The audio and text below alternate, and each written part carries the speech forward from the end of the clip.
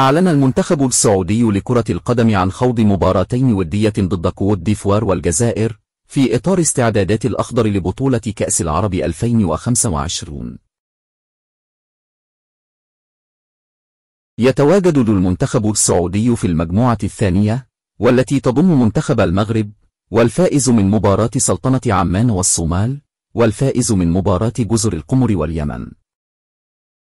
حسم المنتخب السعودي التأهل لكأس العالم 2026 بعد تصدره ترتيب مجموعته في الملحق برصيد 4 نقاط حققهما خلال الفوز في مباراة والتعادل في مواجهة. ويستعد المنتخب السعودي للمشاركة في كأس العرب 2025 المقامة في دولة قطر خلال شهر ديسمبر المقبل. موعد مباراة السعودية الودية أمام كوت ديفوار. ستنطلق المباراة المرتقبة يوم 14 من شهر نوفمبر الحالي، وذلك في تمام الساعة 7:30 مساء بتوقيت مكة المكرمة.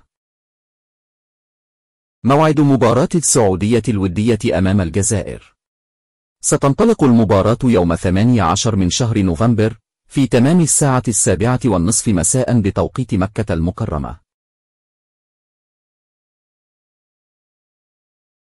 القنوات الناقلة لمباريات السعودية الودية أمام كوت ديفوار والجزائر. بنسبة كبيرة ستذاع مباريات المنتخب السعودي الودية المرتقبة عبر منصة STC كما حدث في مواجهات الأخضر الماضية، كما من الممكن أن تنقل على قناة الرياضية السعودية.